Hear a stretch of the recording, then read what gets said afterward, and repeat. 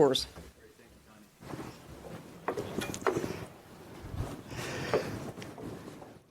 Good afternoon, everyone.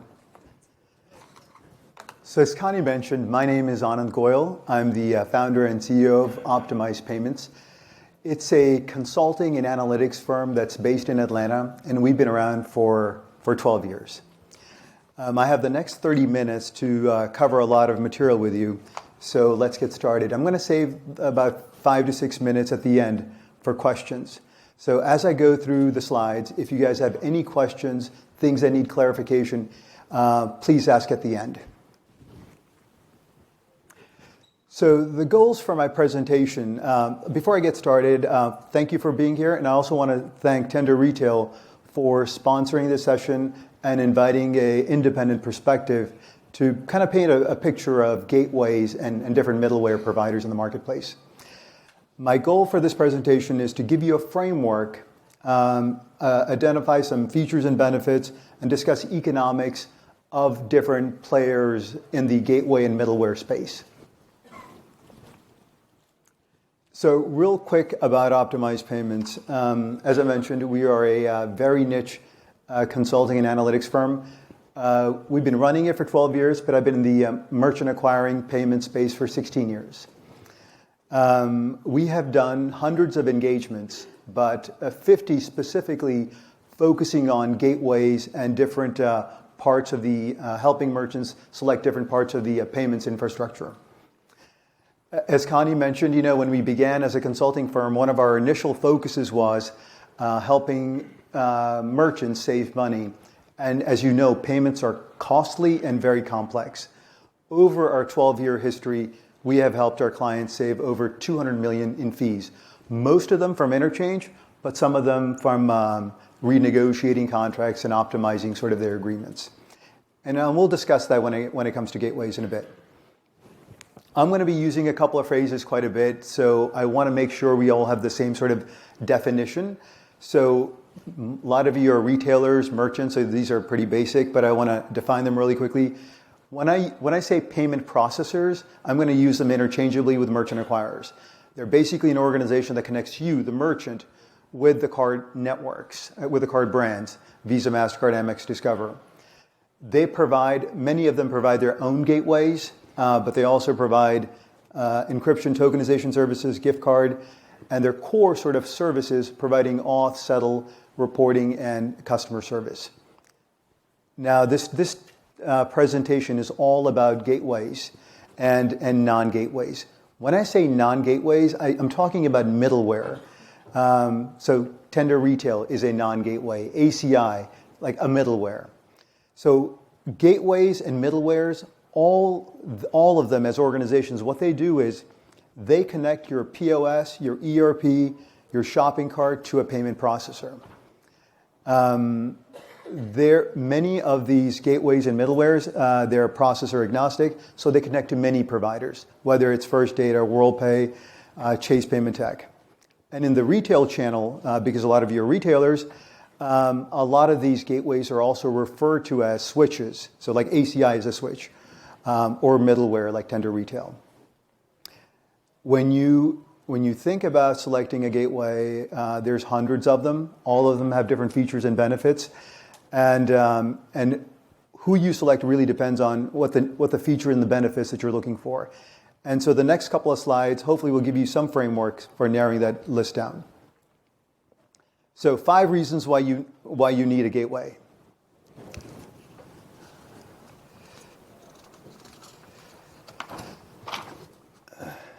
So the first thing is you might be looking for a best-of-breed solution. Say you want to implement an alternative payment method, or you want to implement a fraud solution that's not offered by your merchant acquirer. You might look to a gateway for that. You want to simplify your architecture. In the B2B space, there are a lot of merchants that use SAP. There's no merchant acquirer. I'm going to limit my sort of scope to North America. So if you have presence outside of North America, some of this may not apply. If you're a B2B shop and you use SAP, there's no payment processor that's certified to SAP. So you would need to use a gateway like Paymetric or Delego. So you want to simplify and basically find someone who can connect to your environment that's connected to a merchant acquirer. You need a gateway because you want a security solution that's not offered by your merchant acquirer. Traditionally, acquirers have offered encryption and tokenization for retail, and then they have a different sort of tokenization solution for their e-commerce environment. Or you might use CyberSource for e-commerce. There are a number of gateways that play in both channels, and they can provide an omni-token. So you have a global token whether the customer came in a retail store or they shopped online.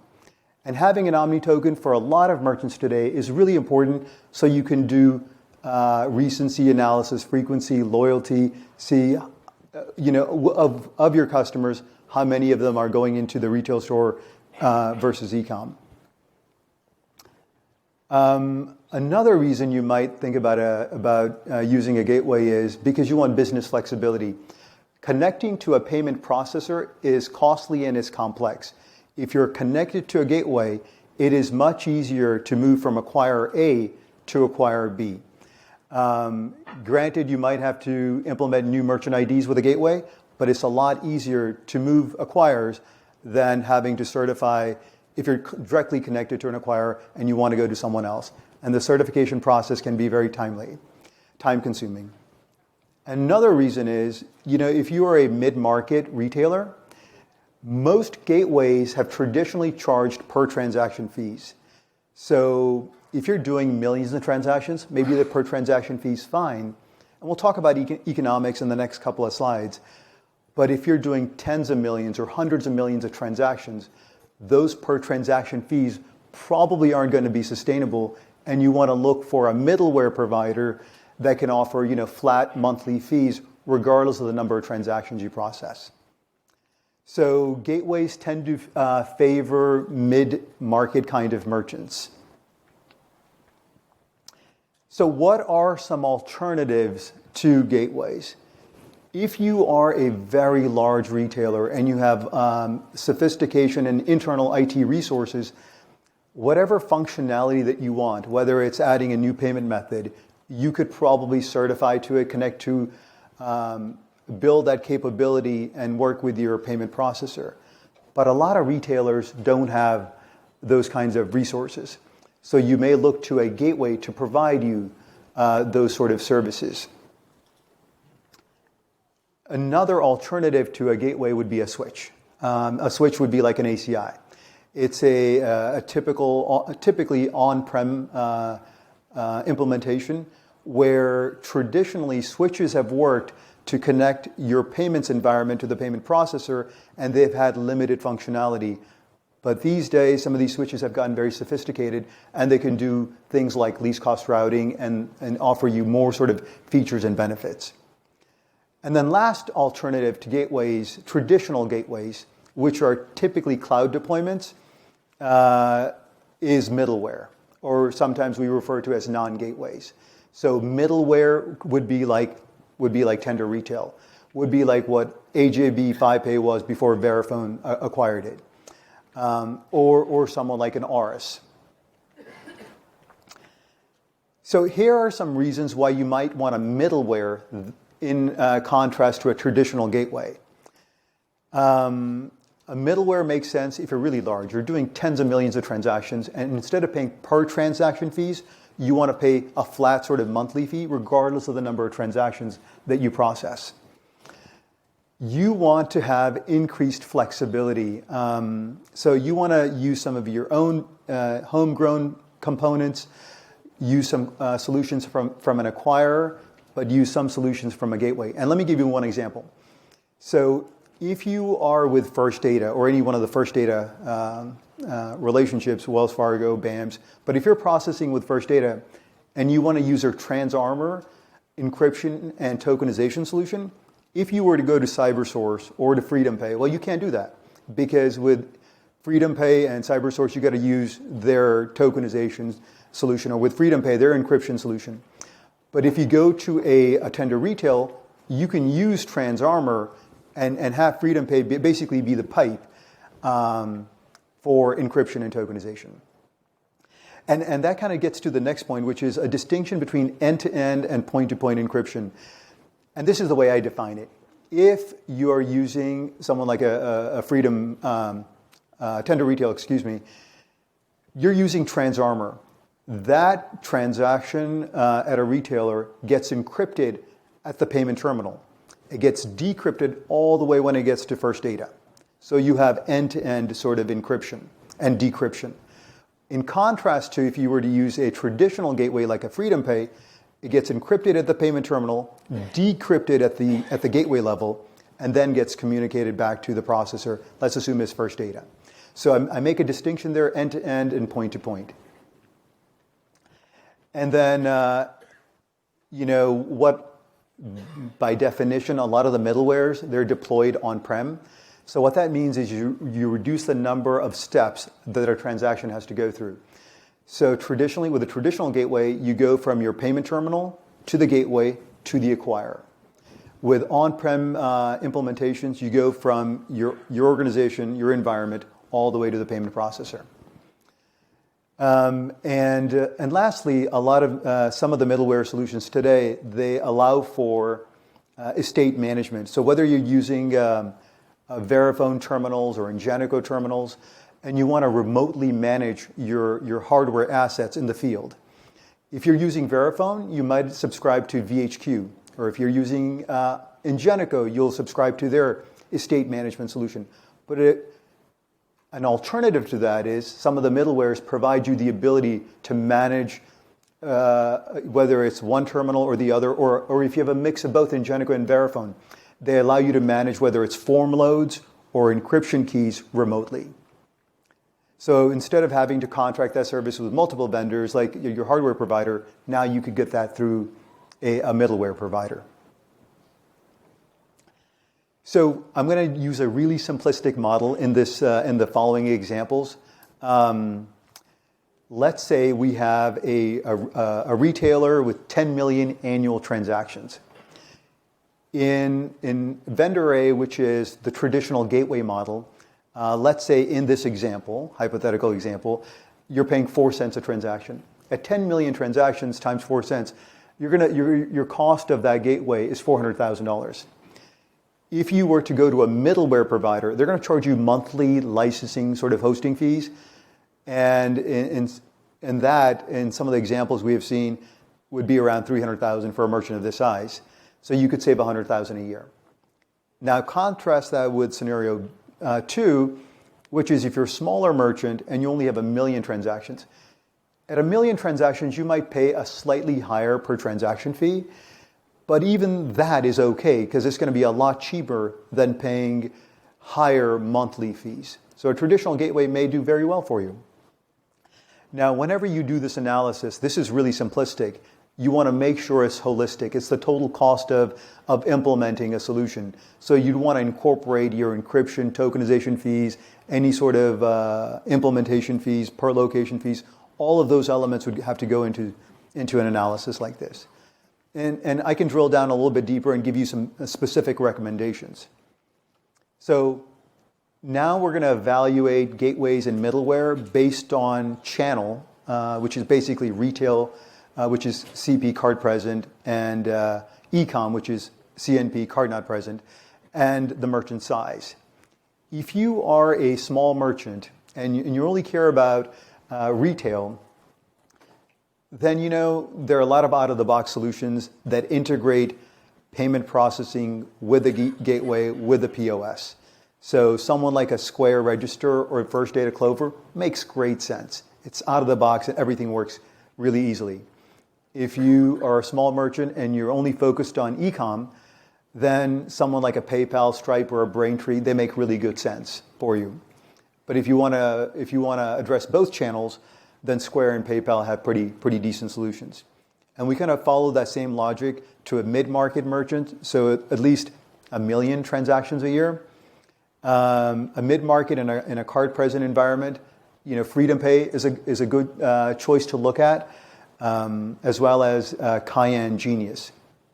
But if you are looking at card not present or e-com, you want to look at Card Connect or every acquirer today pretty much has their own gateway. You could evaluate them as well. But if you are looking at both channels, retail and e-com for mid-market, look at FreedomPay and Cayenne. However, if you're a larger enterprise and you have tens of millions of transactions, and you're looking at trying to address your retail environment specifically, then someone like a Tender Retail makes a lot of sense. Someone like an ACI makes a lot of sense. And again, it's not just economics; it's the full feature set. What are all the features that are really important to you, mapped against what are the solutions that both Tender Retail and ACI have to offer? If you're a large merchant and you're trying to address the e-com channel, CyberSource has been around for a long time, and what we find a lot of times is retail has been around much longer, and so retailers have solutions for that channel. And when e-com came along, they implemented, at the time it was CyberSource or Authorize.net, and they kind of graduated to CyberSource. So in a lot of engagements we've seen, they've had sort of a CyberSource-ish gateway for e-com, and they've had a different solution for the retail environment. But now they're trying, you guys as retailers, you're trying to blend the two channels and create all these great customer experiences that basically don't bifurcate these two channels. So you are trying to create endless aisle or buying online, returning at the store. For that, you guys are looking for omni tokens, omni-channel sort of solutions. For that, you want to look at something like a Tender Retail, where that addresses both retail and e-commerce. You want to look at someone like an ACI or an ARIS. Because they recognize and they provide sort of address the global token issue. So in summary, there's a lot of gateways and middleware providers in the marketplace, and this is one framework that can maybe help you narrow down your choices, identify your needs, and map them against the offerings that the different providers have. And what we recommend is do an RFP if you have a number of options. Do an RFP, invite the leading providers to participate, and give you basically provide a roadmap of how they would address your specific challenges. Outline your challenges and give it to them and see how they address them. And if you guys don't have the bandwidth, hire a consulting firm to help you with it, and we can certainly help. So with that, I'll open it up to questions. If you guys have any questions whatsoever, I know Connie's going to have a microphone. She can bring it around, or just raise your hand. I couldn't have been that clear, crystal clear.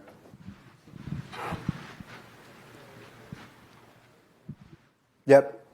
Is that like a full list of all the gateways to consider, or? Yeah.